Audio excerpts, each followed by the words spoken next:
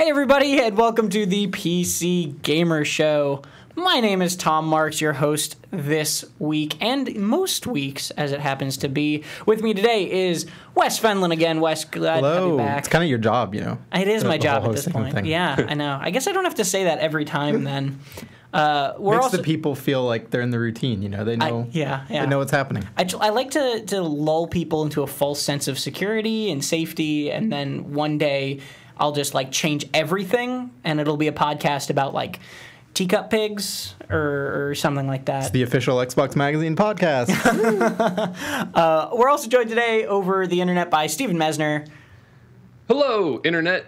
And Hi. Steven is a little bit smaller on the screen today because Skype is giving us some troubles. Maybe you can tilt him actually towards the camera a little bit, at least a little more. If you're just trying to podcast keep my listener, ego Steven in is check. the same size as always, Yes. which is no size. Steven is, for anybody listening and not looking, Steven is exactly the same to you. As right. Wonderful and lovely as always. Stop, you're going to make me blush. Well, luckily we won't be able to see you blush very well because you're very small. You're in kind of like right. an angelic room, too. There's this glow around you. That's what someone said. That's what like we said last time. perfect afternoon sunlight. I think every time we get Steven on Skype, even for like meetings and stuff, at least one person is like, "Are you like in heaven? Why are you all white in your room?" It's just radiant. Yeah, the house I live in is very white, and it's a little bit disconcerting at times because everyone mentions it. I have people over too, and they're like, "Why is it so white in here? It's like a hospital." Can't help it. You need to get some art up in there, Steven. Well, barring the art picking out, which I think actually that'd be fun. We'll do that one show. We'll pick out art with Steven. But until then, we've got a great show for you today. We're, of course, going to be talking about what we've been playing recently, but we'll also be talking about Forza Horizon 3, which just came out this week, and, you know, the UK has really been enjoying. Me and James Davenport have really been enjoying it the last couple of days. We're also going to be talking about Gwent, Wes, which you got to play in their Killed the Servers stress test last week. I don't think I'm going to have much to talk about now playing if I talk about Gwent, but we'll figure it out. Okay, well, we'll bring it all together. It'll be good. And then we're going to be talking about the rumor that came out of a NeoGAF post and Kotaku yesterday that Destiny 2 is not only in the works, but also is going to be coming to PC. That is a rumor right now, so, you know, take it with a grain of salt, but we'll be talking about what that and maybe what we'd want from it and that sort of thing. And also we're going to be talking at some point, we snuck this one in here at the end, No Man's Sky being investigated by the Advertising Standards Authority for basically false advertisement, which just came out today and is an interesting sort of bit of fire happening. That game is just... People are upset. It can't catch a break. Yeah, it can't. People love being upset about No Man's Sky, too. They do. I think More than playing it, in I was fact. going to say, yeah. Well, I was on the subreddit the other day, and like the top post, I think, was like, "Hey, how many of you people are just on the subreddit reading about No Man's Sky, but you haven't played it in weeks?" And it was just full of comments of people being like, "Yeah, that's me. I just come here to read about it now." Oh my God. That's the metagame. Panzer 2 just resubscribed for 3 months, and Chris86 resubscribed for 6 months, so thank you very much, guys. But let's actually just keep jamming about No Man's Sky. We might as well just do it before now playing. So they are under investigation by this UK regulatory group called the Advertising Standards Authority to find out whether the game's promotional materials was actually representative of the game, which is actually something that, you know, we've talked about a lot.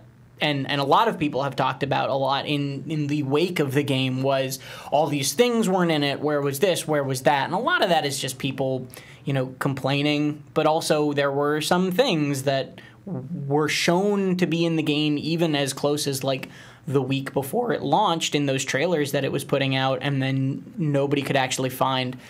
Now, as I understand it, this body, this regulatory body, doesn't have the ability to pass like legislation, and they also can't. They can't like sue over it or Right. Yeah. They have kind of a limited capacity to actually affect change, but I think they can demand like takedown of this material, at least as it pertains to the UK. Probably This material being the advertising, not the game. advertising. Yeah, they can't. They can't make the game magically disappear from Steam or Right. store shelves or something like that. And like you said, this is it's a private group. This is not a government body, you know. They can work with the UK government, but they are not like a branch of the government or anything like that in the way that the FDA in the United States is, or something. I believe, like but that. that's similar to the way like broadband or communications legislation works in the U.S. is it's just a regulatory body that has some capacity to affect change, but they can't outright pass legislation that affects the way broadband usage works and the way cell phone, bandwidth works and that kind of stuff. They have to just propose rules that the government then enacts, which is why there's been such a fight over free and open internet over the past few years. Right. Yeah, it's interesting to see. I mean, I'm glad we're talking about it. There's not too much to really dig into as of yet because it's just this is happening and we'll have to see where it goes. And the interesting thing I'm excited to, or not excited is the wrong word, just like anticipating is, will other bodies follow suit? Will, if this is a successful thing in the UK, will maybe something in the US start investigating them for false advertisement or something like that? Because if it picks up steam, it could keep rolling. It's a thing I don't expect to see spread to the US because the UK and Europe generally have stricter rules kind of along consumer lines. Like in Europe, Steam actually was sued in the past over the ability to refund merchandise because that was like a consumer right based on some law in, I guess, the European Union. I'm not sure the full extent of that. And I'm not positive that that's why Valve eventually instituted the refund policy, but they had a lack of a refund policy in the US, which was legal, though maybe not the best for consumers. But in Europe, that shit did not fly and they got sued over that. Yeah, I'm sure that contributed to it, but I think they were probably just dealing with a lot of pressure from consumers wanting refunds. It was definitely a smart move overall. Yeah.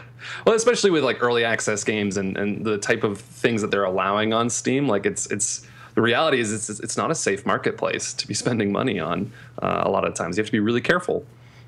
The thing that this case about No Man's Sky makes me really think about is the way marketing material tends to stick around for a game throughout kind of its entire life cycle of announcement, previews, beta, final release, post-release changes, which is something that kind of hurt The Witcher 3 too.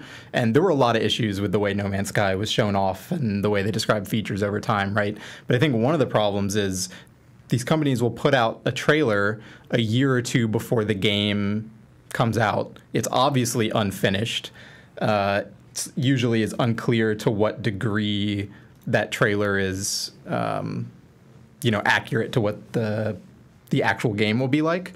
But then those things just stick around, right? Same with screenshots. They'll put out screenshots of what the game looks like at that time in development or what they're projecting it to look like.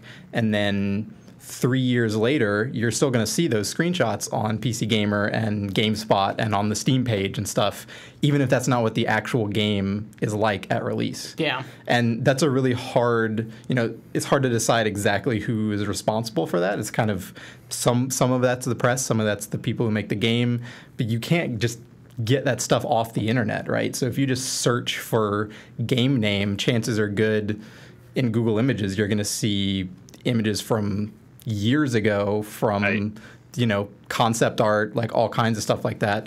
And that makes it really hard as a consumer to determine, what this actual product is versus how old this marketing material is and how accurate it is. And it goes both ways, right? Like you have early access games that have screenshots from when they first launched that look nothing like the game does now, too. Yeah, they look shitty and terrible. And then the actual game has, dinosaurs in it, because that's the inevitable endpoint of any early access game. When it's finished, there are going to be dinosaurs probably. I think what's really interesting to me, and I think it's going to open up a really interesting conversation, I hope, is like, where do you kind of draw that line in the sand of at what point is something misrepresenting the game? Like something that stuck out to me about this investigation was they sort of released a list of the things that they're taking issue with, and one of them was the user interface design, and like, what game doesn't go through different iterations of user interface between development and release? Like, I think it's pretty common that most games do. And No Man's Sky certainly did. But it's funny because it's almost like I get the sense that this is because there's so many different issues. That's why it's sort of, or there's so many different things. That's why it's a bigger issue. Because like, would it be fair to say that, you know, like Deus Ex was falsely advertised because its user interface changed? Even if you go back to Divinity, like the first when Divinity Original Sin 2 first announced its Kickstarter a year ago, they released a lot of videos. We did a video with them where the game basically looked like Divinity 1. And if you saw that video and you were a crazy big fan of Divinity 1 and you bought Divinity 2 because it looked so much like Divinity 1, and then it had this brand new UI, which I think looks better, and then now, you know, it is, yeah, like you said, UI goes through a lot of changes. And that seems like a weird one to be especially critical of, because I could definitely see people play No Man's Sky, they're annoyed at the interface, they think it's bad or something. But you can see in the scope of a game's development, you know, maybe at one point they had way more things on screen and all this type of interactivity that they couldn't fulfill for an entire game, right? I don't think at any point in a game's development are they going to have an awesome, like, super good UI with great interactivity and great sorting of items and all this stuff, and then be like, no, this is too good. We're going to take it out and like make this other one. You know, maybe aesthetics at some point affect that kind of usability, but I think UI is probably one of those things that just gets better and better as it progresses. Well, we'll have to see how this evolves. I'm sure we'll talk about it on the show if anything kind of substance comes from the investigation. You know, it's always, you got to be fair. Like, everyone is very passionate about how much they either like or defend or hate No Man's Sky for whatever the reasons, but they're doing an investigation for the reasons of finding out the truth. So I guess it'll be a few weeks or months even until we'll see the results of it. But. And I think that's the important thing. Like, I think you're seeing like negative backlash of people being like, "Why would you do this?" But like the reality is that there's an issue here, and an authority needs to come in and make a finalized judgment, and then that way we can kind of have some semblance of truth to the matter, instead of just debating it to hell on social media or Reddit or something like that. Like, it was good that someone filed a complaint, and then we can now figure out where this issue is. I prefer yelling anonymously on Twitter, and actually. Anonymously on Twitter? Do you have anonymous Twitter accounts? How many eggs do you have, Tom? Yeah, how many eggs? I'm gonna plead the fifth here, and farmer's dozen. Isn't a farmer's dozen just a dozen? I think you're thinking of a baker's dozen is 13. Yeah. Maybe your hen gave you a second egg on the last day of the week. You get 13. Who knows? And suddenly it's revealed how little we know about farming. Let's actually talk about Now Playing, though. Since we did talk about No Man's Sky for a bit, my Now Playing is basically going to be Forza. I'm also playing a game that I can't talk about yet, but I'm excited to talk about at some point with y'all. You're so cool, Tom. I know. Wes, you said you've been playing Gwent, basically. Well, so I only played about an hour of Gwent because they did a stress test. They haven't launched the beta yet. The beta is at the end of October, I think, like the 25th or something. Yeah. They did a stress test last Friday, and then I believe also this past Monday, which I did not jump into. But I played it as much as I could on Friday, which was not very long. I couldn't tell if they had ended the stress test or if I just couldn't get into matches with people. But I played like an hour of that. Since then, didn't get in a lot of game time the past few days, but I've been playing some stuff on Dolphin, the GameCube emulator.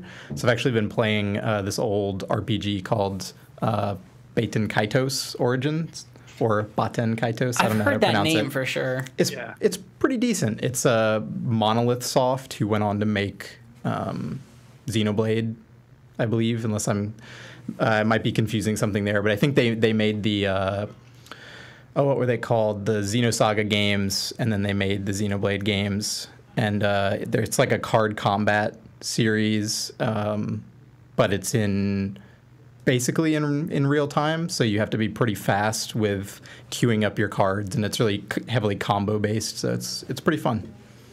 Cool. And Steven, yeah, I'm singling you out now. I've skipped myself. Wes is playing GameCube games. What you got? But on a computer. Okay, yeah. Which is my overclocked favorite and excuse. At 4K. at Yeah. 4K. Are you actually playing it at 4K? I Or think downsampled? so. I mean, I'm downsampling it to 1440, but I think I'm rendering it at 4K or something around there. I don't remember. That's awesome. But Steven, what you been playing, man? I've been playing RuneScape. Like Because- RuneScape? Like RuneScape. That's Awesome. even weirder than my answer. I know. No. See, this is like what's blowing my mind about RuneScape is that game is huge. Like it's still just so popular, and I just can't like wrap my head around like what RuneScape is because like it's this MMO that's exists. Like I was playing that was my first MMO. Like I was 9 years old when I was playing RuneScape, and you look at what it was back then is like classic RuneScape they call it now, where it was like 2D sprites and like really kind of crappy. You know, it was built in Java, and now it's like it looks really good now. They have like the new NXT engine. And it's really popular. So I was at RuneFest last week, which is like their big community celebration, talking to just people they just live and breathe RuneScape. And it really surprised me. Like there was entire families there, like generations of people who all played RuneScape together. Did their parents got me meet? really enthused about it. Did their parents meet on RuneScape? Oh, so like, yeah. And I've interviewed people who like met and got married and like now have kids and they all play it together. And like they met in RuneScape. And it was just like such a surreal thing. Cause it's like, what is RuneScape? Like, how is it still so popular? They've surpassed 250 million registered lifetime accounts. So that's not how many people are playing it, but that's how many people have signed up, which is crazy because that's like almost the population of, I mean, it's like 5-10 times the population of Canada is like all playing RuneScape at one point in their life. Jesus. Which blows my mind, but it holds up because like as I talk about that game, especially with people who don't play video games at all, friends of mine, every single one of them is like, oh, RuneScape. And I'm like, what is this weird like cultural tradition that everyone's shared in but nobody acknowledges that they've shared in? Or it's a bit weird. Real talk, I used to be such a little asshole in middle school, and I would like look down on the kids who played RuneScape. Like I like to think of myself now as like a non-judgmental person, and I think I was. But at the time, you were brutal. Huh? At the time, I was harsh to RuneScape players. If I found someone played RuneScape, I was like, my attitude was this in middle school. It was like, why don't you just buy Guild Wars? Guild Wars is free and it's a better game. Like that's what I would say to RuneScape players. And now, as I'm a little older and less full of my middle school self, like I look back at that game and realize how many people probably got into gaming through RuneScape, which is awesome. Also, maybe they couldn't afford Guild Wars, Tom. Maybe they weren't as special as you. Yeah. Come on. I'm an asshole. I'm pretty confident at this point because like the thing that I love the most about RuneScape is it seems like a game that as it ages, it just gets better. Like they update the graphics and they're rolling out all these new features and it just becomes more expansive and more it's still in free, a lot of ways. Right? Yeah, like they have like an optional membership subscription which unlocks a bunch of content, but you can basically play a large chunk of the game for free. Oh, so it's like Eve. Yeah, what Eve will become. I just wanted to say that. I just wanted to say, oh, so RuneScape's like Eve. Okay, basically, cool. Yeah. Minus all of the sociopathic killing and epic wars. But do you have any idea how many of the developers of RuneScape are the same developers who started it? You know, is there much overlap there? A lot of them. Wow. So yeah, a lot of the developers I talked to at RuneFest have been there for 15 years. Man, which is crazy because that was a company it was almost before indie games were even a thing. But that was a company where it was two brothers who started in like a garage and they built this game called RuneScape. And now, they're in Cambridge and they're like next to all these impressive biomedical, because Cambridge is like, that's what Cambridge is in the UK. It's full of biomedical research and all these big institutions and startups and stuff. And then there's like the Jagex offices and they have like 300 people. And it's like, what is this? Like, this is so bizarre. RuneScape. So what I was going to say is like RuneScape gets better with age. Most MMOs don't seem to be going that way. They seem to start pretty strong. Maybe they kind of have a few golden years and then they kind of taper off, barring a few exceptions, obviously. But I'm fully confident at like in 80 years when it's just the video game apocalypse and it's just a wasteland, RuneScape will still be standing strong and they'll just rule over the land and everyone will play RuneScape and that's the future. It will just be called The Game. The game, that's right. So yeah, RuneScape. It's a weird thing. You should check it out if you haven't jumped into RuneScape in a long time. I totally recommend it. Like it's still fun. It's very different and it's very unique, which is a good thing. So I won't judge you if you do. Yeah, don't listen to Tom. I'll stop being that person. So Yeah. better than Ragnarok Online then. Oh, I played the hell out of Don't Ragnarok. make me choose. And you judged RuneScape players. I know, right? What a little shit. I was the kid in middle school playing Ragnarok and like Maple Story and judging RuneScape Maple players. Story. Yeah, get out, Tom. You're done. You're cut. I know. I'm out. I'll just leave. You guys can keep going without Got me. no cred. But actually, let's jump along to what I have been playing and our first major topic for the day, Forza Horizon 3. So this is a game that just came out, yesterday. And Phil, if you want to read our review of it at PCGamer.com, Phil Savage over in the UK gave it a glowing, sterling review. And I kind of was like, tentatively interested, right? Because I haven't played a racing game in a really long time. I was a huge fan of Burnout Paradise. Never played the Forza series. Horizon is their open world, slightly more arcadey kind of take on the series, and I am in love with this game. Like, oh man, I'm in love with this game. I haven't gotten this into a racing game probably since Burnout Paradise, and that's one of those games that kind of just spoils you for a genre. Burnout? Yeah, it does. And this it gives me a lot of those vibes. It gives me the vibes of Burnout. It's definitely less arcadey and it's more open worldy rather than Burnout was very much here are roads that are designed sort of to be tracks. Like yes, it's a city, but like it's also been 8 years since Burnout Paradise came out, something really? like that. That game holds up so well. I think it's been maybe 6. Maybe it was like 2010.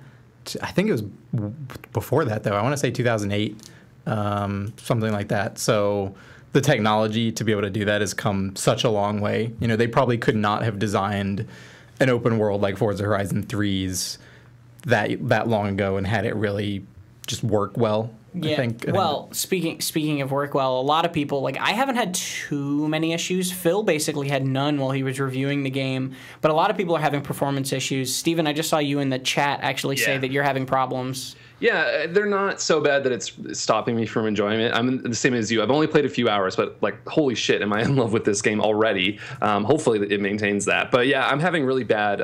It almost seems like it's a loading problem because it seamlessly loads the open world as you play. And so every once in a while, like I'll just get really bad hitches where it drops down to sometimes even single-digit frames. They're pretty quick, but it is frustrating because that's not a game where you really want to be having, when you're in the middle of a high-octane race, you don't want the game to be kind of hitching and stalling for a split seconds. The thing that me and James were noticing, too, is that pretty much any time it has to load or send data online, because it has to be played with an internet connection, and so pretty much anytime it has to do something related to that, it lags. And so maybe that's it then. And we were getting even individually in single-player races against AI what seemed to be latency lag during the race. And it made the game at one point for me unplayable. And I was like, oh God, I hope this gets better. I'm literally just not going to be able to play this game. And it comes and goes really, really randomly. It'll be there one time. It will just kind of disappear. Resetting the game sometimes fixes it. Sometimes it doesn't. What were you going to say? No, I was saying he was just confused. Yeah, it's I was like, oh, interesting. Sorry. It's just weird. Chris in 86 in the chat says finally improved those stutters by disabling Windows Defender during play, which would also be an online, like that's a firewall thing, right? I mean, that's not insane to imagine that could work. Yeah, if it's doing a lot of network communication. Honest to God, and I said this in our meeting earlier today, Wes, but it bears repeating out loud on the podcast. The Xbox app for Windows 10 is the largest piece of garbage application I have used in a very, very long time. And I am baffled by how badly they screwed up even something basic like the chat in it. The chat thing in the Xbox app is just unbelievably bad. You type something and then you hit enter and then it like hitches for a second and then it'll send your message. And if you type during that second, it will delete everything that you had typed when it actually sends it. It's just, it's not good. And I wonder how much this is the first game that I've really had to use like the UWP and the Xbox app and that sort of stuff, and I wonder how much of Forza's problems are caused by that, because it seems to be a lot of networking stuff. It was really difficult for me and James to send friend or like game invites to each other.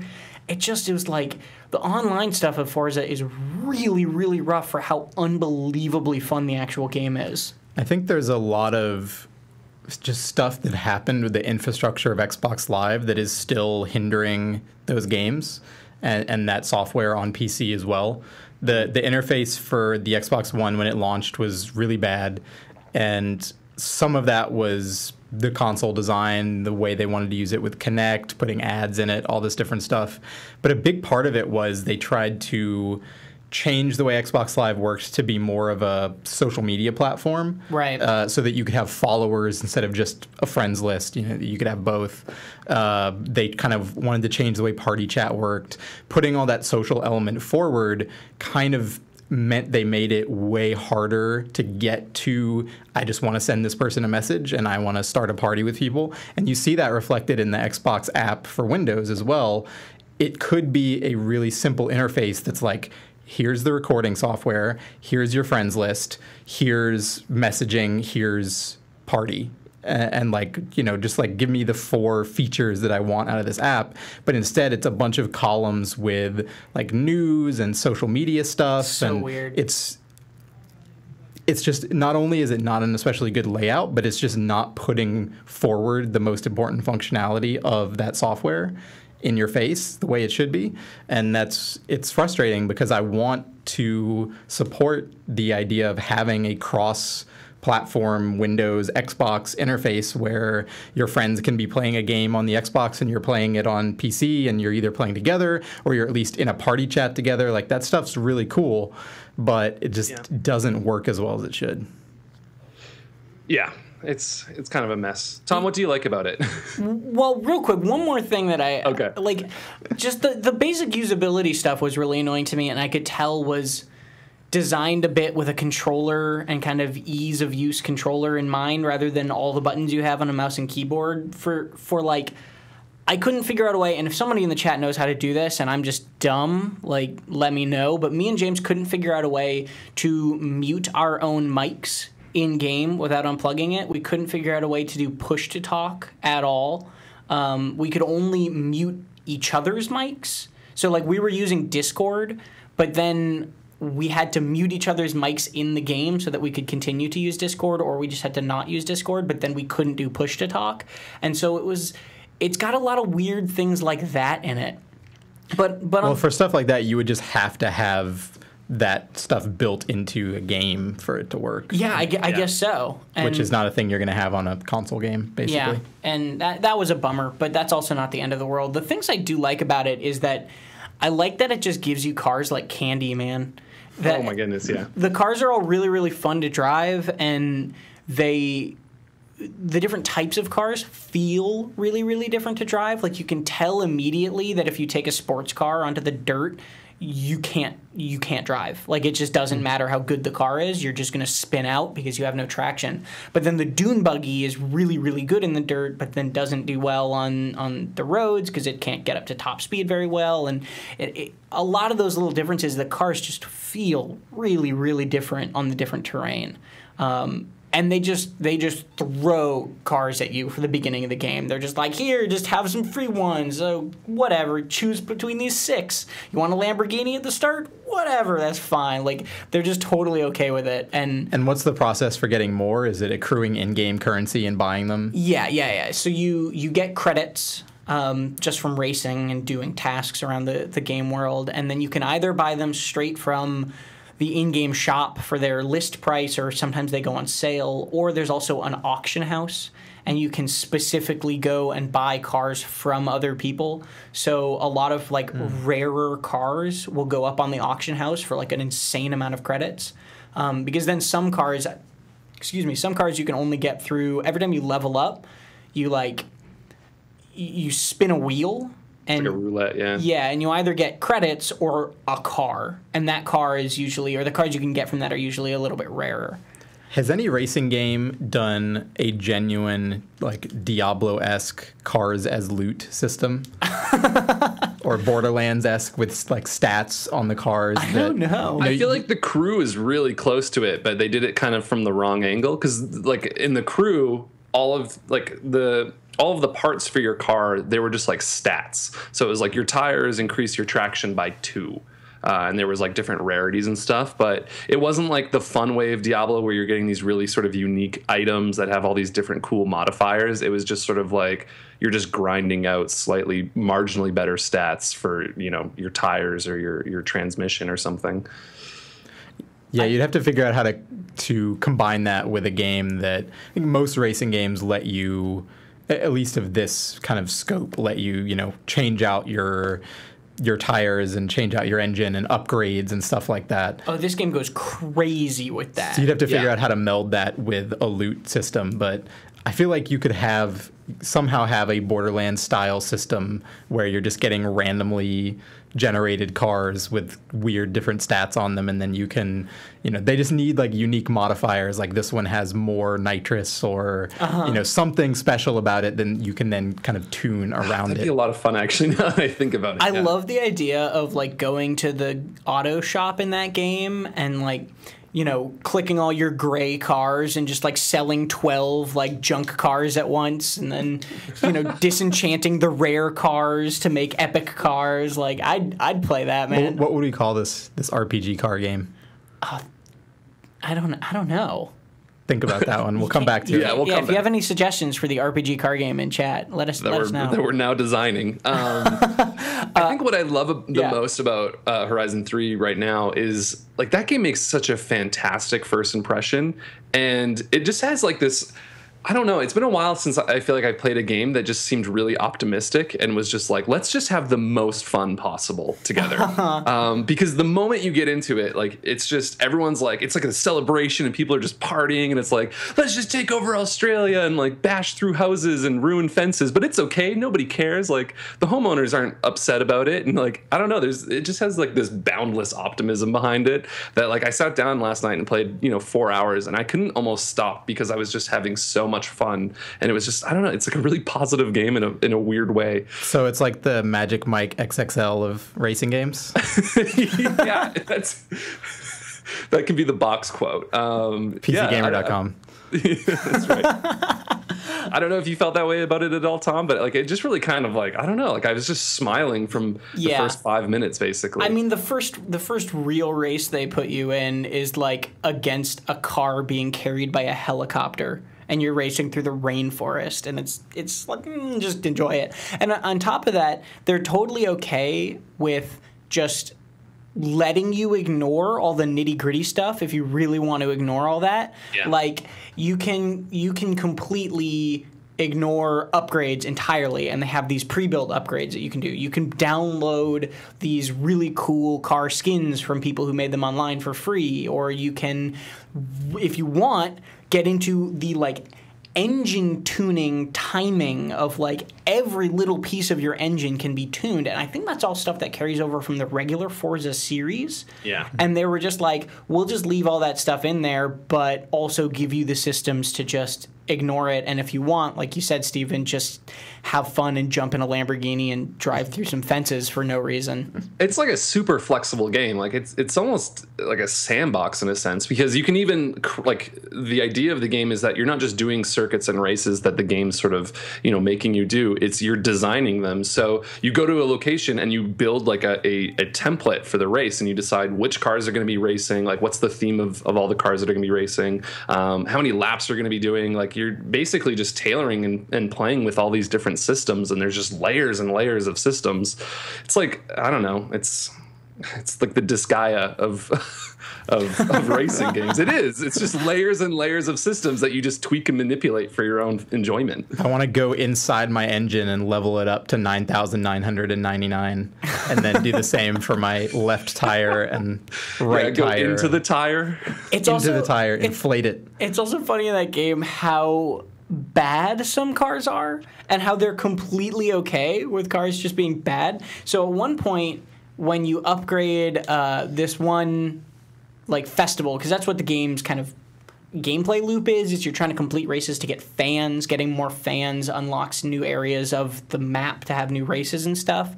And at one point, the game gives you a free like big truck car, right? And you have 4 or 5 to choose from, and there's like the Ford big... We're talking like a 4x4 pickup. What kind of truck? Just huge truck. So a Hummer was one, right? Okay. Just big car, basically. And so you can get like this Ford truck, you can get a couple other things, and then one was the one I went with, which was the very first Hummer. And I mean like that big, dumb... They all look big and dumb and boxy, but the really big, dumb, boxy one that looks like a military vehicle rather than like a fancy Hummer like it became. And I got this car, and then James had chosen one of the other trucks, and we were playing online together because the campaign co-op. They have campaign co-op. It's awesome for up to 12 people. Craziness. I loved it. Anyway, so we got into a race where we had to use these big old trucks. And so he took his truck, and I took the Hummer, and I was like all ready to pee in this Hummer rocking it.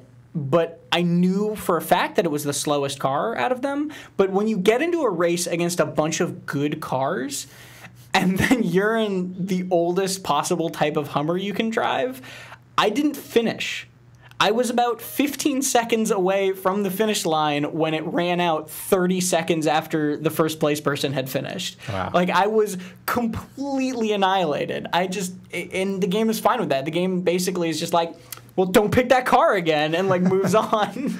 You know, we had a good article on the site about a month ago that our freelancer Jody wrote about why bad items in games need to exist. And he talked to developers who have worked on a bunch of RPGs and other games about the purpose of crappy items, and not like junk, as in, you know, in RPGs sometimes you'll literally pick up like a cloth or something. We're talking about like actual items that have purpose and some degree of value. They're just not good on the scale of, you know, the game's weapons or whatever. I thought that was a cool take on that stuff that we got some good designer insight on. Yeah, and plus... So I guess the people who made Forza could have easily weighed in on that as well. Well, plus, you know, you're driving a Hummer. It doesn't need to be good. Or... It needed to be good for you to win that race. All right. You know what? Maybe I just didn't want to win. Maybe I just wanted to slowly roll by and show all the fans my...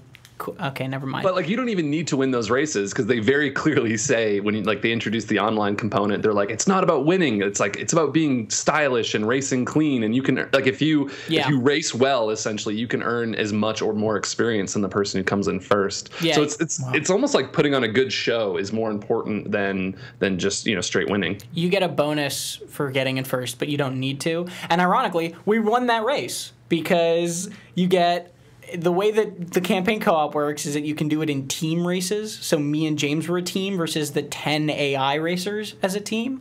And you get 50 points for being in first place, and then you get 100 points for every member of the opposite team you've passed or are ahead of. So James got 1,050 points for being ahead of 10 of them.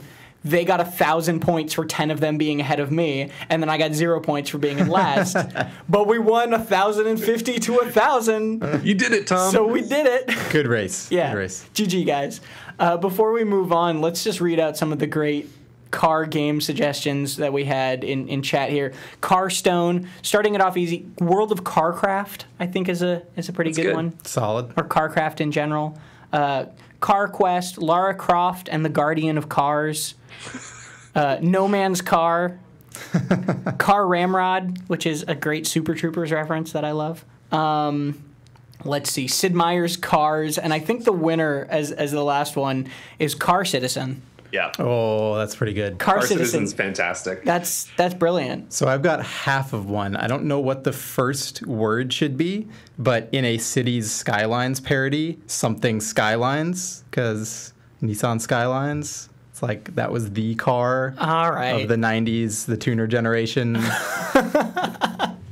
Also, somebody in that, moving on just completely from that. Am I Ignoring it. Am I the only one here who had Gran Turismo friends who were fucking obsessed with the Nissan Skyline? I did guess not so. heard of that, yeah. But somebody in the middle of all that, Chris also mentioned Need for Speed Underground was kind of close to that, an RPG car game. Like you didn't really. It was. I remember customizing the hell out of my cars in that game. That's the one thing Forza doesn't have is street glow, man. Was that the one with some street glow, like Carmen other- Electra in it? Maybe. I think maybe. I think it was. Underground 1 and 2 were amazing car games. Yeah, Underground 2. I remember I got to a place in Underground 2 where every race was so difficult and my car was not leveled up enough that I just couldn't win, and I just stopped. Like, I just couldn't go anywhere, and I gave up. I still remember, was it Riders on the Storm? That song that was always played when you were... It always played for me, at least when I was driving around, and... I feel like you're giving me flashbacks. Yeah, man. I probably just hit some people. They with could some only fit so nostalgia many songs on the discs back then. there. Well, interestingly, in Forza, you unlock radio stations. There are eight radio stations. Something like that. And then Groove Music, which is, I think, Microsoft's music. Like, That's the Windows 10 Windows Media Player, basically. yeah, but you need like it's like a monthly subscription thing. Ah, okay. And so you can play, as you unlock the radio stations pretty quick, but then you can also do Groove Music, which they give you like a 14-day free trial to or whatever. The in-game music is really good. It's all like, licensed stuff.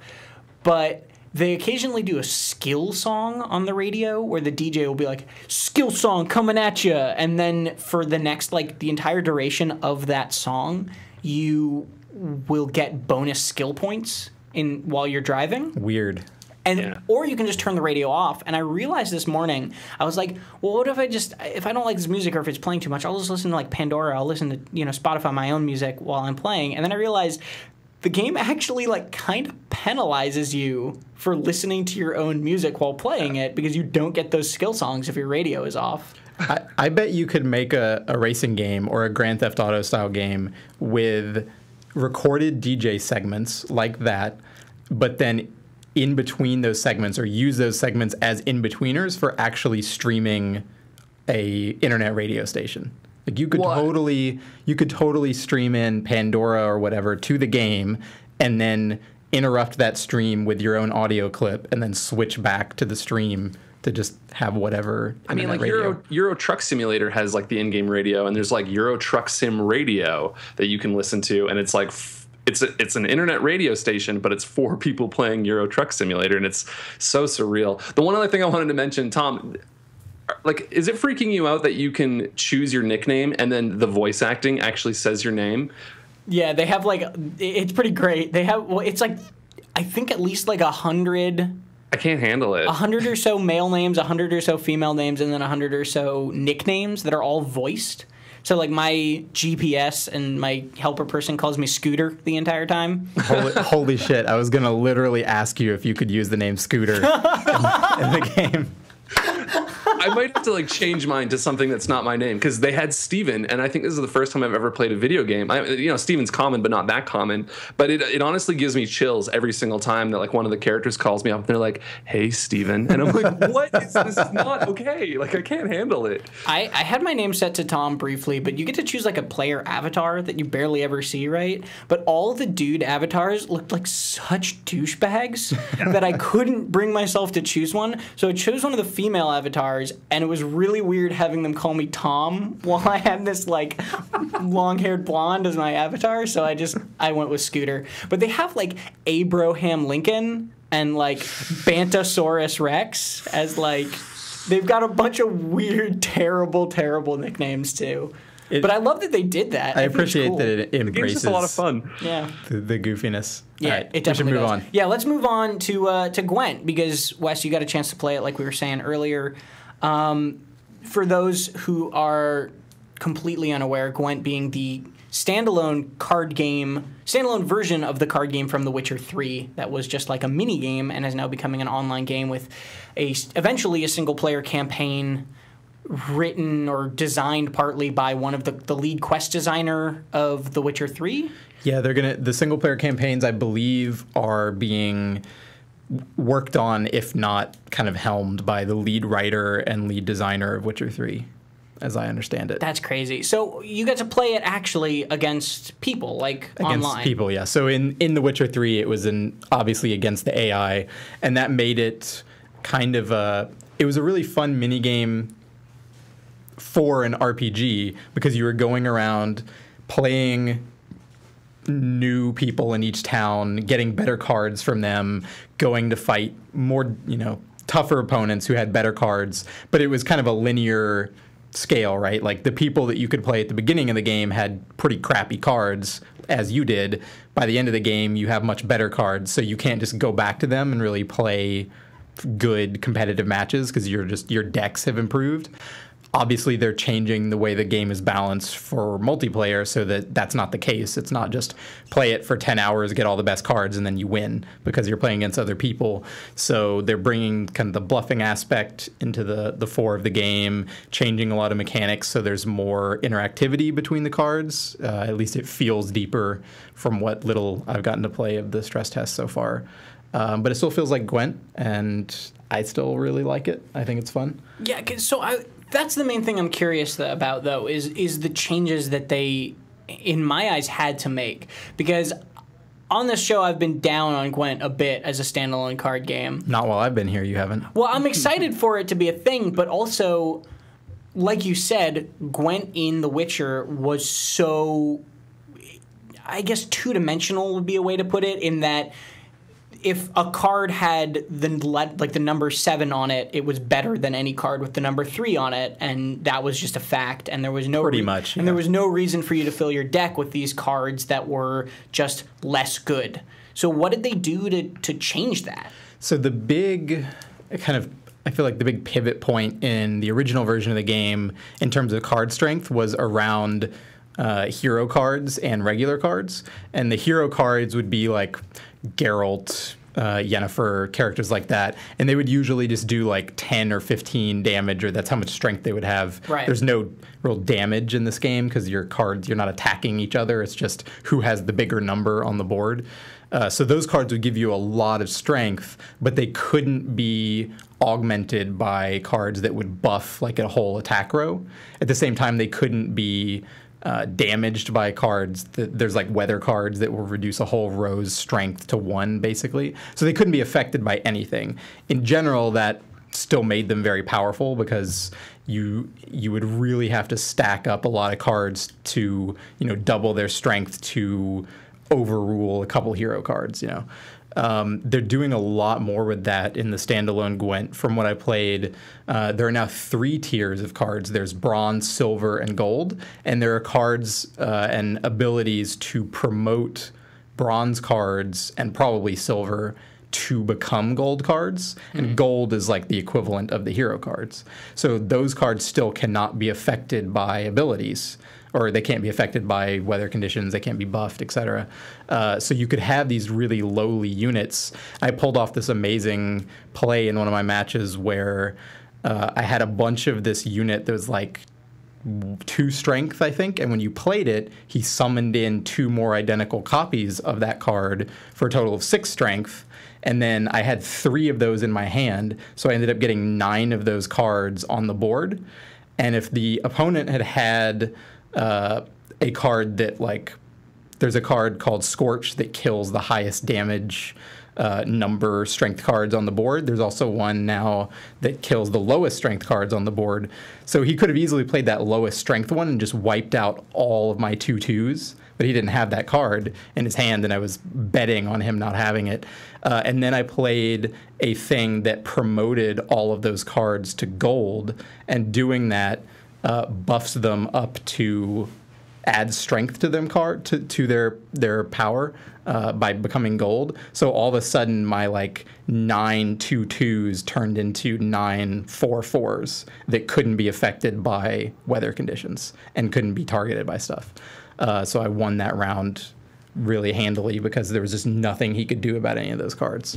And we're watching a little bit here on the screen now, but is it still the same mechanic of you draw 10 and then you don't draw the rest of the game unless you have an effect that does so? You start with 10. I noticed that you now draw a couple cards in between rounds. Oh, okay. I believe between round 1 and 2. So to win a game of Gwent, you have to win 2 rounds. So it's at longest best out of 3. And between round 1 and 2, you draw 2 cards. Between round 2 and 3, I believe you draw 1 card now. Gotcha. So there is a little more opportunity to get some new stuff into your hand that you can play. So it's not as much just based on who drew the better starting hand. There's a lot more interplay between cards. I'm trying to remember some other stuff I can call out off the top of my head. There's definitely stuff to go digging in your opponent's graveyard or in your own graveyard, which I think existed already. There's the promoting card that I mentioned is definitely going to be important. They now have like rares and commons and epics, and I don't know if that's a purely aesthetic thing or if that's going to affect, if that affects the game balance at all. Too early to say because the stress test did not have any of the like deck building elements in the game. Oh, so you were just using pre-made decks? Just using pre-made decks. Gotcha. So that makes it hard to judge like how balanced the game is or how many strategic options there are available because I saw, a total of like 40 cards probably, and there are, I assume, going to be hundreds when the game launches. So I called out a bunch of stuff in the article I wrote about it that you can find on the site. And I'm trying to remember some other key parts. The drawing between rounds is definitely a big change.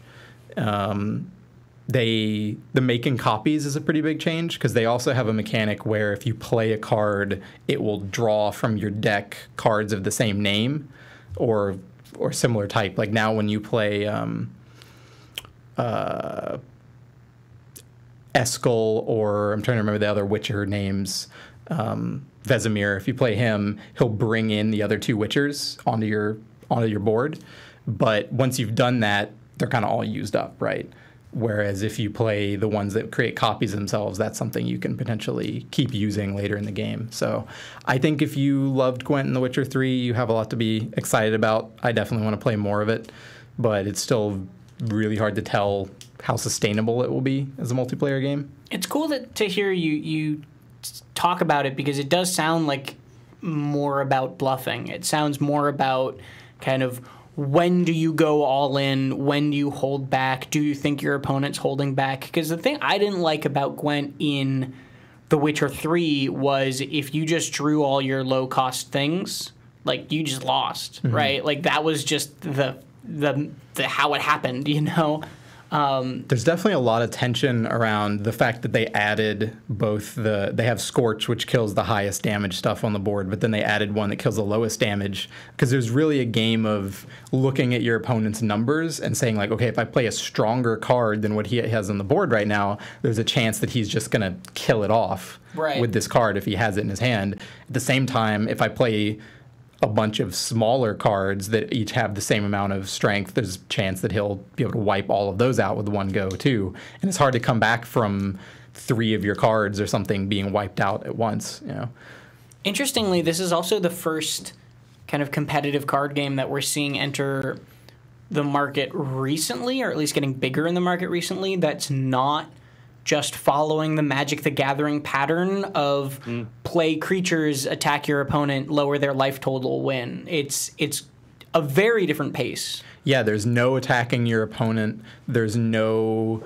there's like some slight variance between, abilities and creatures, but most stuff you put on the board, and then there are a few cards that affect other cards, but there's not nearly as much variety there as you would have in Magic, where you have like your creatures, and then you have your instants, and then you have your sorceries, and then you have your enchantments, and like there's really not not nearly as much variety there.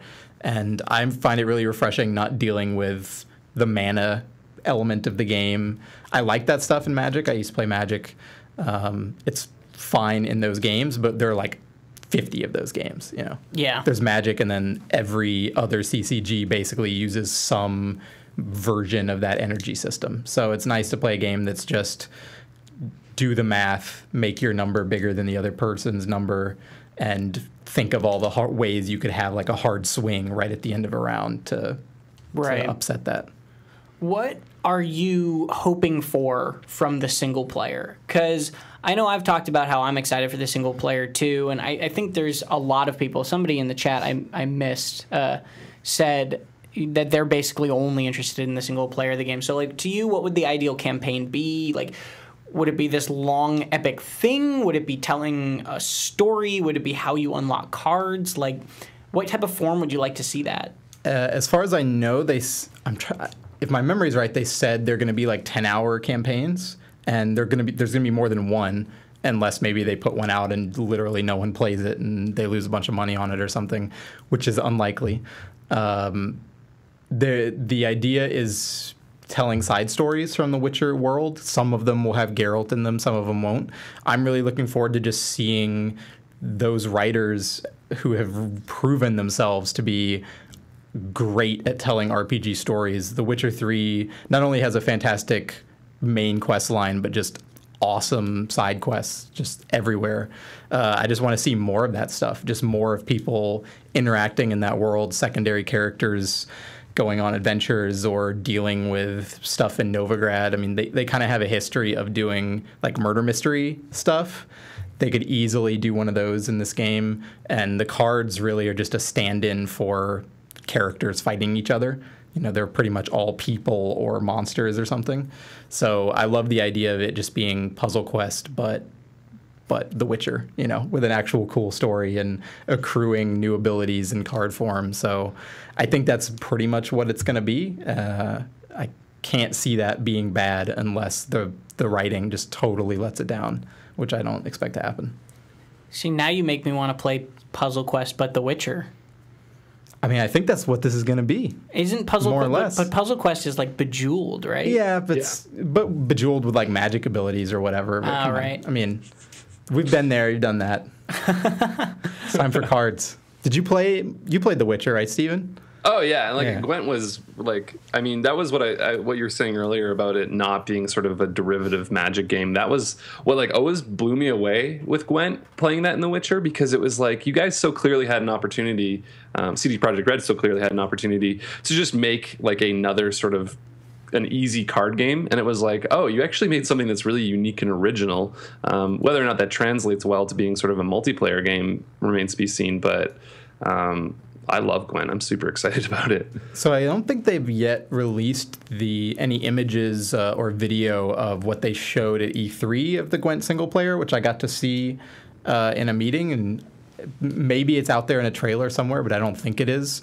But they showed it this kind of like top-down, walking around sort of a world map type deal. It looks more comic booky. The art is more comic booky, and then they would have these kind of, if you've ever read like a comic, like a digital comic thing where there's some like light animation type stuff going on, that was kind of what they were doing with the cutscenes.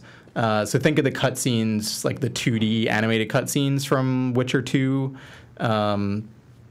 sort of in that style, but with some, illustration movement across the screen, just not like full body animation type stuff. So it's definitely not going to be, in the Witcher 3's like 3D engine, that fidelity. But depending on how much original art they make for it, it could look really, really cool.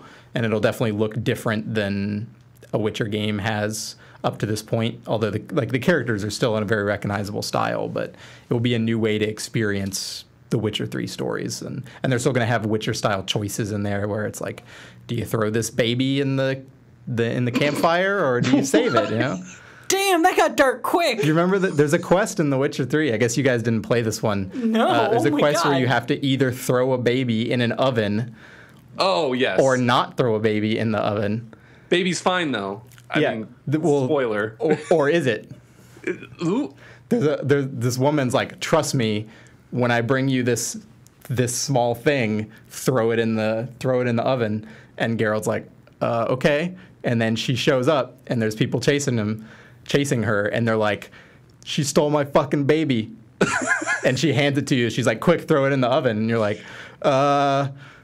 What did you do, Wes? What decision did you make? I threw it in the oven. Me too. I was very nervous about it. I thought I was going to vomit during that cutscene. Because they played the scene off just well enough that even though you're pretty sure it's the right thing and that it's this plan to like dispel a ghost, there's still some doubt in there because you don't completely trust this person. The people seem pretty sure that you're about to throw their baby in the oven. God, what if that was it?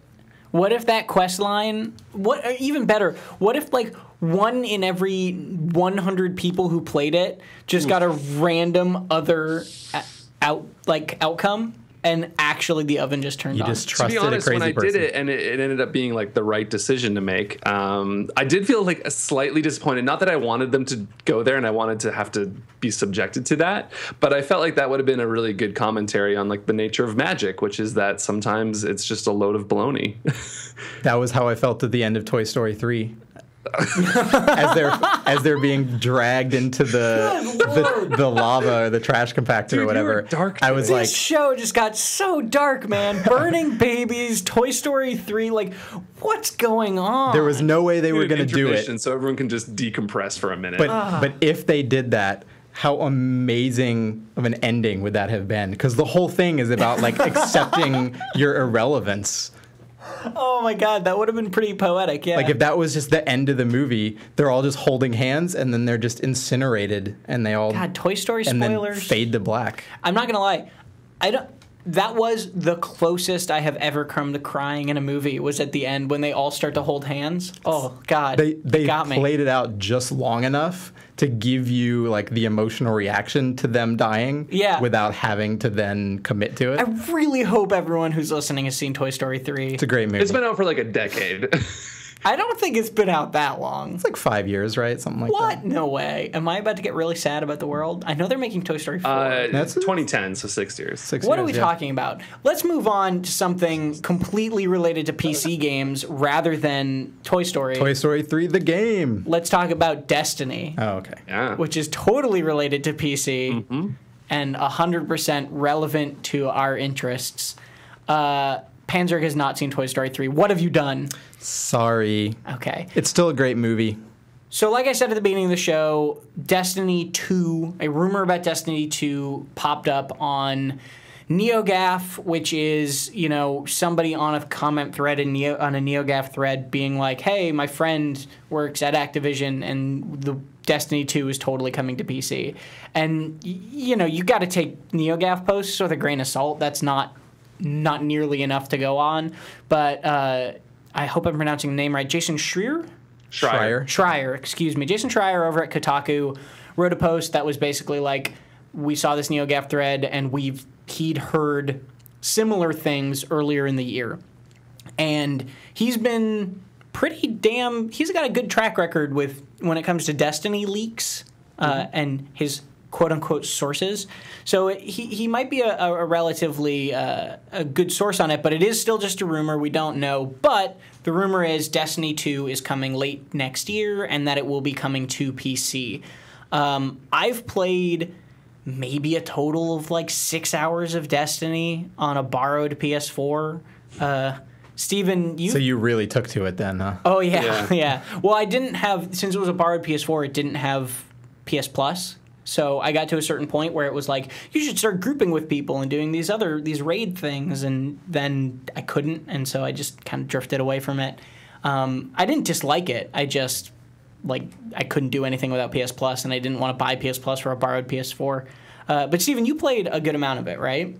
Yeah. You are the MMO guy. Yeah, I've sunk in more time than I'd like to admit. Okay. So the question is now, to me at least, what would we want from Destiny 2 on PC? Like, if we were making a wish list of okay, Activision, you're bringing we're just going to go with the hypothetical that this rumor is completely true, right? Like, this is not confirmed, right? I think it's a fairly logical rumor. Yeah. To us, like I wouldn't. Yeah. Anyway, it's very likely to happen. Yeah, it makes sense. Somebody was pointing out that the reason it wasn't on PC initially is because they had to develop it for PS3 and Xbox 360 also. So they were essentially developing the game for 4 platforms. Also, the development of that game was a hot mess. Right. And the idea now being that maybe since they don't have to develop it for 4 platforms, they can develop it for PC also. So then what's our wish list? Like, if Destiny 2 was coming to PC, A, do we care, or why should we care? And B, what would we want from it? What would we want to see in a game like that? I would like it to not be an MMO. Interesting. I would like it to not be Destiny, basically. I love Bungie's old games. I love their early Halo games. But I just don't care about that progression system in shooters anymore. Like, I like arena shooters, or I love that Overwatch's progression system is just entirely shit I don't care about. I've gotten like one skin that I was like, oh, that's a cool skin, but leveling up in that game is meaningless. Nothing is gated. I'm not getting weapons that make me 1% better at killing other people. That is all on just me playing the game and getting better at it.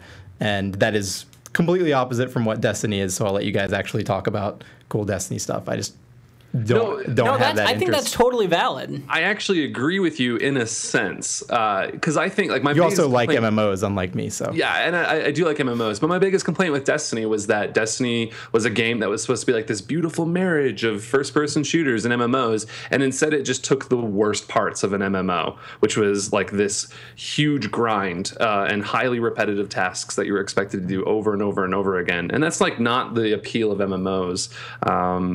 The appeal is that you're playing with strangers and you're kind of exploring and doing things together, and you're being social, or you should be social with people on the internet, and you're kind of living and existing in this world together. And Destiny had like none of that. Like, there was no chat in like the hub zones. You couldn't just talk with strangers on the internet.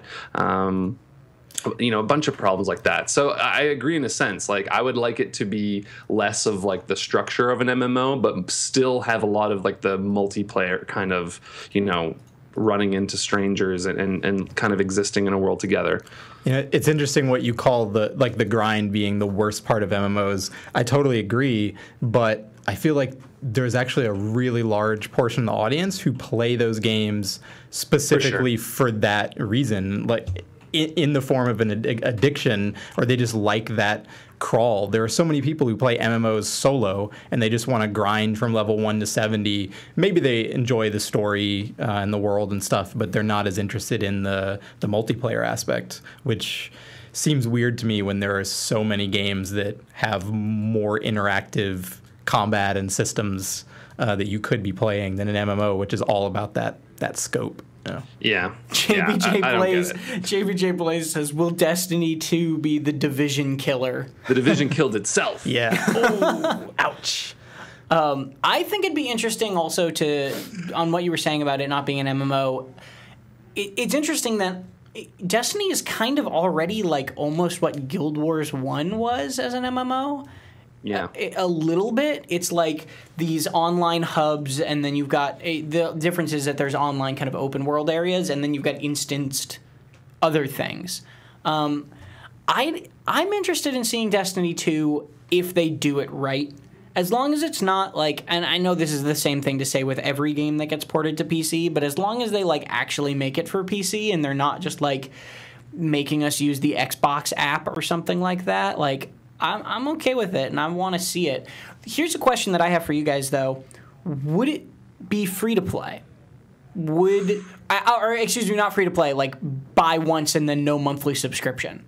So like a $60 game and then no monthly fee. I think they'll do the same model roughly that they did with this one, which is sell the game and then sell overpriced expansions for the game every 3 to 6 months. And microtransactions are like they exist in Destiny already, so...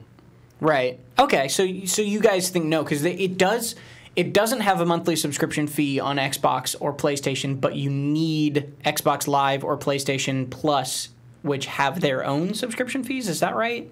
Yeah. Okay.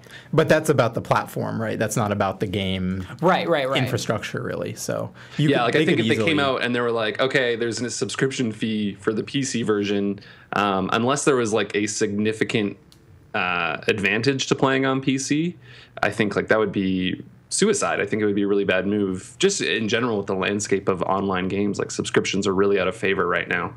There is an advantage, Steven. It's called a mouse. In the MMO world, like I'm not paying $15 a month for a mouse. What are the games that are actually supporting subscriptions? There's WoW, obviously. Yeah. Wow. There's Final Fantasy 14 on a smaller scale. Although WoW only has 6 million subscribers these days. And I think like Final Fantasy 14's never reported their numbers, but I think people have done estimates and they're about 3 million. Like it's a pretty successful. Okay. I was going to say 2, but it I'm sure has grown. It could be that since the last time I looked too. And then Eve is kind of subscription. Yeah, and it still very much is. That what they're doing now is just basically a trial. It's kind of basically what, in a weird way, what WoW has for a free trial. And then there's a few other like holdouts, like Final Fantasy 11 still charges a subscription. EverQuest, love it. The first EverQuest. I think that's got to all be free now, right? I think that's free. No, I think it still has a subscription. They at least still have an active community, and they still update the game. They might have because frequently. what a lot of them will do is they'll do almost all free to play MMOs have the free to play option, and then they're like, hey, if you don't want to deal with us constantly asking you for money, you can pay a premium subscription fee.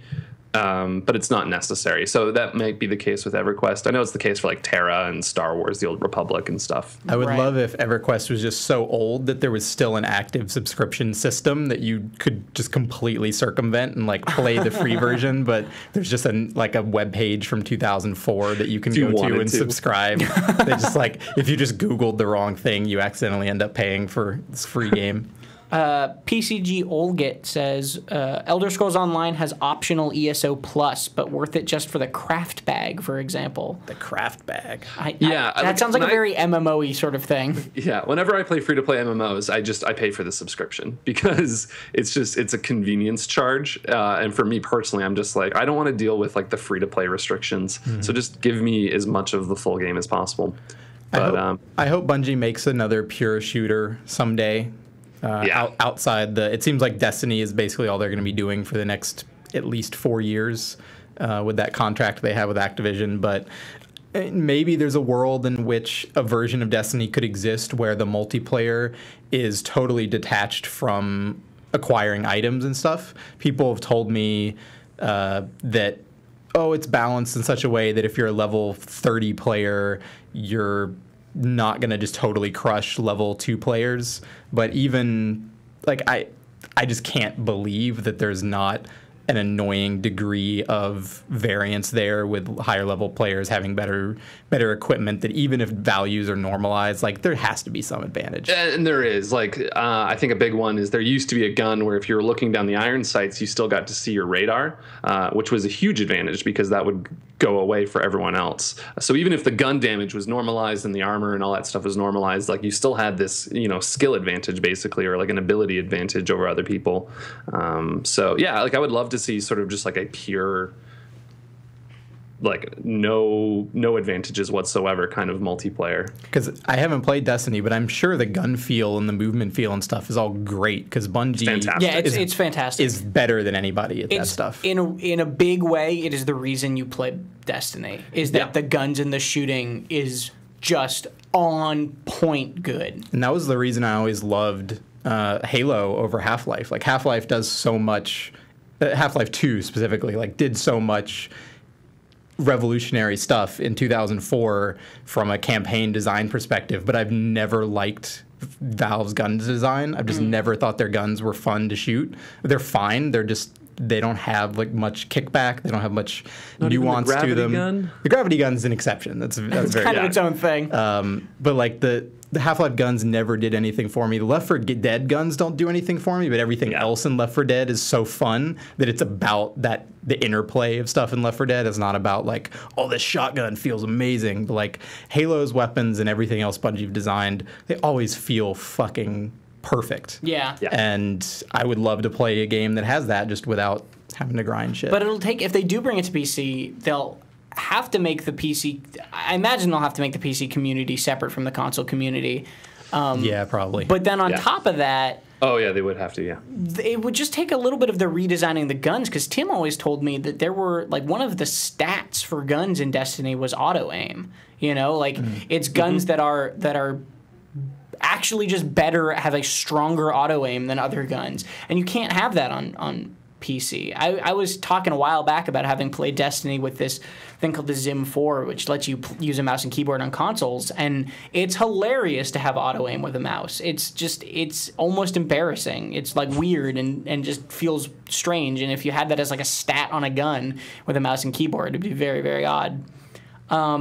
But let's jump along and let's actually open it up to questions from Twitch chat. So if you guys have any questions for us, tag us with @PCGamer in the Twitch chat and ask whatever is on your mind about Destiny rumors, No Man's Sky, controversy, because there's a lot to talk about there as always, Forza, terrible Xbox apps, Gwent, anything else that happened this week. It's been a busy, busy week. And you can tag us there. You can always come join us, twitch.tv/PCGamer, 1 p.m. Pacific time. On every Wednesday, we usually start the Q&A right around 2:15, 2:20, or 2:10ish, and you can come ask your questions live. While we're waiting for some questions to roll in, I'm just excited that, did you guys hear that Beyond Good and Evil 2, the creator of Beyond Good and Evil, teased some concept art that's almost definitely from Beyond Good and Evil 2, and it's just like, right when I thought I was done, man, they pull me back in. They give me a little bit more of that sweet, sweet drug, and I'm like, oh, Beyond Good and Evil 2 is coming out. I can't wait for that game. Beyond Good and Evil 1 was like one of my favorite games ever. It's been like 9 years of, oh yeah, we're still totally making that. Like, I just can't have faith in it anymore. I can't until they give me another concept art teaser, and suddenly I'm back in. I've never played it. That's okay. It's a good game. Playing it now, you might kind of be like, this is the thing people have been like clamoring for a sequel for. It's a bit dated now, but it's really fun. It has a great world. It has good characters. It's telling that if you get in an internet fight about like, oh, why aren't there enough strong female characters in games, people still have to point to Jade as if like, here's the answer, here's a game. And it's like, yeah, that was 2003. That was 2003 or something. Like, let's get some more, you know. But she's a great character, and Paige, her pig sidekick, is a good character. It's a cool setting. It's kind of a fun Zelda-like adventure. I have the music from the Mama Go Garage, like Mama Go stuck in my head. Yeah. The vaguely racist Mama Go Garage, but that's okay. Were they like Jamaican hippos or something? They were like rhino people, Rhinos. I think. And they were, for some reason, on this alien planet. Helios? Is that the name? I think so. And they were, for some reason, Jamaican, even though they weren't even human. Anyway, let's take some questions that are rolling in. JBJ Blaze has resubscribed for 9 months, says, thanks for 3/4 of a year subscribed to a fun show about almost just one platform. Ouch. Is that a dig on me playing GameCube games? I think so. I think that and the fact that we just talked about Destiny for 20 minutes almost. But do you think Gwent may have a change to be not only a Hearthstone, the Elder Scrolls Legends killer, but even a Witcher killer? And thoughts on Minecon. So do you think Gwent is going to be a game that's going to be fighting these other games for card game supremacy? Elder Scrolls, yes. I feel like I don't really follow that game, but from the talk around the office of you guys who've been playing it, I don't want to say that it's doomed, but it sounds like for it to really build a large audience, it probably would have happened already. And it's much more similar to Hearthstone than Gwent is. So I could see people, and they don't have the single player, right? I could see people getting into Gwent, just people who like The Witcher in general, getting into it for the single player stuff, who just want more story from that world. And how many people bought The Witcher 3? Like 12 million or something? I mean, it sold extremely well as a $60 game. If these people can just jump into a free-to-play card game and then spend $10 every 3 months to play, you know, a 10-hour story or whatever, I think a large chunk of that audience is going to play that game. So I don't see it killing Hearthstone or anything. They seem like pretty different games, but I don't know, speaking for myself, I don't have the time to want to invest in multiple collectible card games, and Gwent is probably going to be the one that I play just because I like the setting the most and I'm interested in the single player aspect. So there might be some other people like me who would rather play it than Hearthstone or Elder Scrolls or Duelist or Hex or so many others. Yeah. Chronicle. No one ever mentions the RuneScape card game. Well, RuneScape's card game is a little bit, like, it's very different. Yeah. It's also really It's a board good. game almost. RuneScape Chronicles is fantastic. If anybody hasn't played that game, it's free to play on Steam, and it's a really, really good little card game. They let me make a card for that game. Oh, really? Whoa. Yeah, and I have they fully designed the art and everything. There'll be an article up next week about it. It's really cool. It's a great card. I'm super excited about it. That's awesome. Is it just you? Did you put yourself in there? That's a good idea. That's what I should have done. No, it's like a RuneScape meme card, but it's kind of genius. Not gonna lie, I'm pretty proud of myself. That's exciting. Well, yeah, that's a good game as well. All right, we got a few more questions though. Kunifu says deep breath because he has written a novel of a question that's actually starts with a story. So he says, while playing Elder Scrolls Legends at EGX this week, I was surprised by Pete Hines, the VP of marketing for Bethesda, appearing over my shoulder to chat about the game for 10 minutes. I admit I was a little starstruck, if only because I've seen him talk at E3. So my question is, are there any gaming personalities or developers that you have felt or would feel starstruck in the presence of?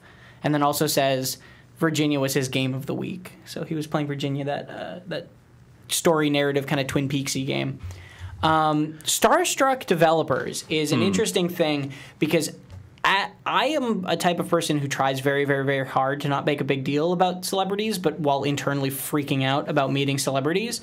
And it's really, really a tricky thing to balance when you're supposed to be interviewing someone. Because anytime I've met a famous developer, I have met them for PC Gamer, and I've had to talk to them in a professional capacity and not make a fool of myself while I'm doing that. You were remarkably chill while interviewing Sid Meier last year. Sid Meier is the one I was going to bring up.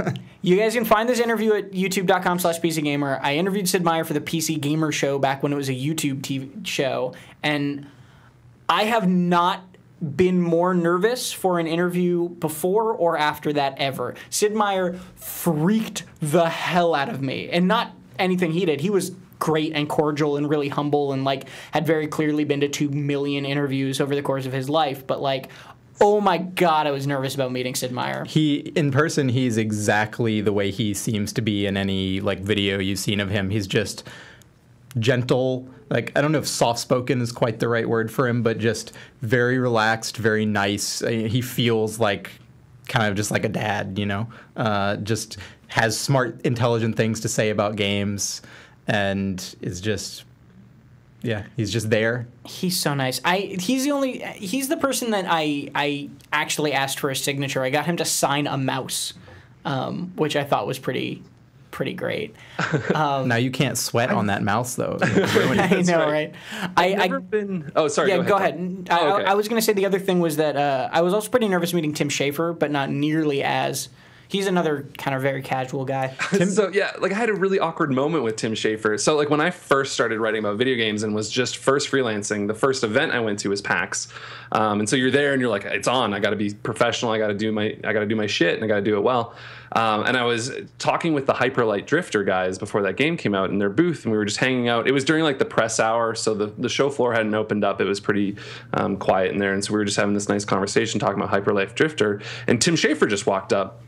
And they were like, oh, Tim. And they're like, oh, and they knew each other. And they're like, he went and gave each of them a hug. And I was standing right there, and he looked at me and was like, not going to hug you. And I was just like, and then they just had a conversation in front of me, and I just kind of stood there. And then the conversation went on long enough, and I was just not a part of it, that I just kind of had to turn around and just casually like walk off. Like, okay, this is done. Cool. Hi, Tim. Mega Tim Schafer diss there. Tim Schafer was in the office for the show a while back, right? And that's when I met him. And the best part was he was outside while we were waiting to set up the show because they got there a little bit early. He was outside watching. Oh God, who was it? Was it Will? It was Will, who's behind the camera right now, playing Destiny, because Destiny had just released for Games Radar Video, who's one of our sister sites. Destiny had just released that like bike racing, the flying motorcycle, basically, racing mode in the game. Oh, yeah. And so Will was recording capture for it, and Tim Schafer was just standing behind him. Like, it was like 3 or 4 of us standing all around Will in a half circle, watching him play. And every time Will missed a boost or like one of like the little gate things, Tim Schafer would be like, "Hey, missed that one. Oh, you missed that one too. Hey, wait, you missed that boost right there." And like totally trolling him hard while he was playing. It was hysterical. Tim Schafer is also really nice and super fun to talk to. Yeah. The main cause of nerves, I would say, around Tim Schafer in a journalism capacity is he's so fucking on all the time, like in the way that a really good late night talk show host or a comedian is, that you can throw out something and he will just have a pun or a zinger for it in 5 seconds, or in 3 seconds, and so you have to be on your game to keep up with him. John Carmack is probably the most nervous I've been around someone I would consider a gaming celebrity or figurehead. I talked to him a little bit at an Oculus event back in May.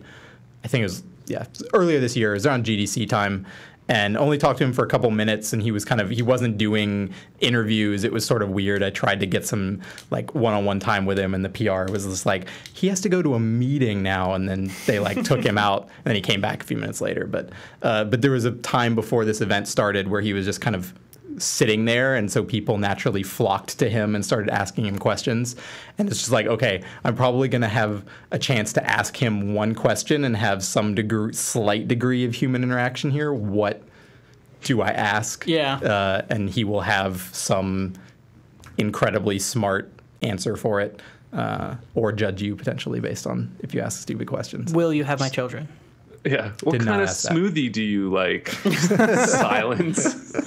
Let's the take most a couple, optimized smoothie. Let's take up a couple more questions before we run out of time. Chris86 asks, are you ready for the comeback of FMV, meaning full motion video? Games like Her Story and The Bunker seem to bring it back. Bunker is like this 2-hour narrative story game that came out this week on Steam. Oh, excuse me. Her Story, came out last year, is also getting a sequel. I think actually the return of FMV has been going on for, I'd say, like a year or so now, maybe even a little longer than that. Yeah, it's never went away. It's coming back now that you can do like higher resolutions and stuff. I think it's cool to see. Quantum Break. Yeah, Quantum Break. I totally forgot about Quantum Break. Big budget FMV. What was the I'm wanting to say Tex Avery, but that's not the right. What's the game series? There was an old point and click adventure type deal. There was FMV. Tex Murphy. Tex Murphy, that's it. They did a sequel to that through Kickstarter about 1.5 years ago, 2 years ago. That was a thing. So yeah, FMV. What's going on with the Night Trap reboot?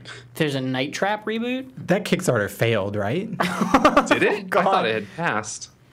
Who knows? Couldn't have. I think, but in response to that, I think everyone on our side of the fence is, if it's being done well, like, I like FMB. I think it's cool. Or if it's being done badly enough. Yeah. Either way. One of the two. But yeah, no, I think it's cool that it's making a rise. Panzer2 asks, will we see a Mafia 3 review before release? I don't think we know yet.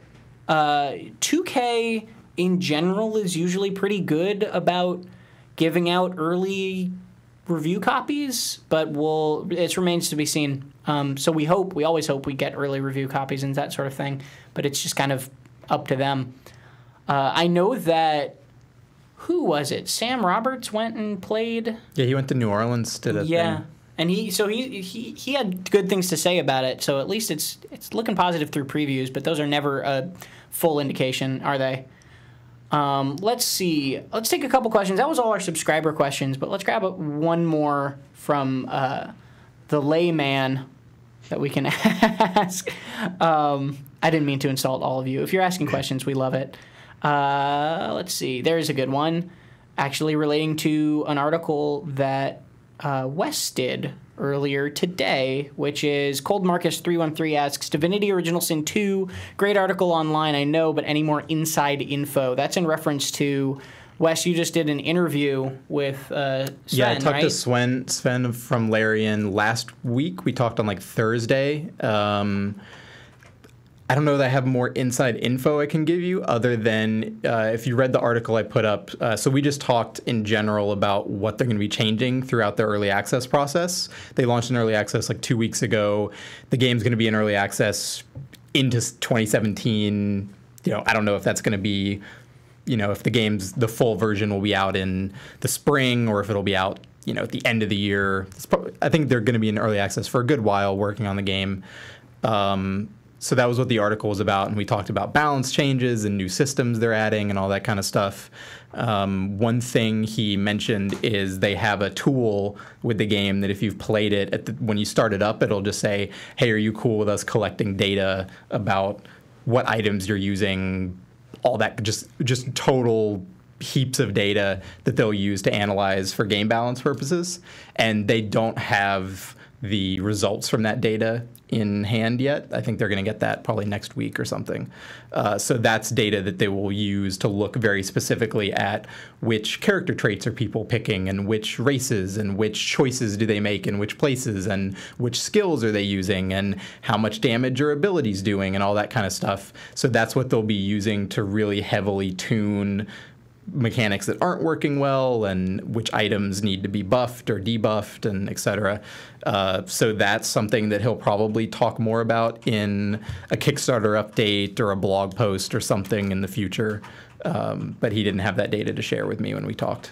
That's really cool that they're using early access to do like a very data-driven kind of development of the game and refinement of the game. And they take feedback on their forums too and Twitter and stuff like that. But yeah, that is definitely a good aspect of it, because if you talk to developers, they'll always say people might have they might have an opinion about a problem and they're right that it's a problem, but they don't know what the actual root cause of that is. Yeah. So they might be like, oh, combat's too hard, you need to nerf this ability, but it's actually that ability isn't the problem. It's something else that's the problem, and it's hard to see that as the player. But so the advice they get from people isn't necessarily correct, but the sentiment behind it is correct. Right. And so having that data will help them kind of isolate those sore points and make them better. That's cool. Well, you can go to PCGamer.com to find the full interview and all of that. But we're out of time for now. Thank you very much to Wes and Steven for joining us. Steven will make you larger next time. That sounded wrong. I won't. I'm sorry to everyone. Blow him up. What a great way to end the show. One quick note to everybody is that we will be off next week. There will be no show, unfortunately. But we will be back same time, same place the week after. So 2 weeks from today, twitch.tv/PCGamer, 1 p.m. Pacific time, and you can always catch the shows after the fact at youtube.com/PCGamer, or if you're listening to on our iTunes page or at PCGamer.com/podcast. Thank you very much wherever you may be hearing us from, and you can always go to PCGamer.com/podcast, click on the latest post, and leave us a comment. Let us know what you think about us or don't think or want to see or anything like that. We're always happy to hear. But thanks very much, guys, and we'll see you in 2 weeks.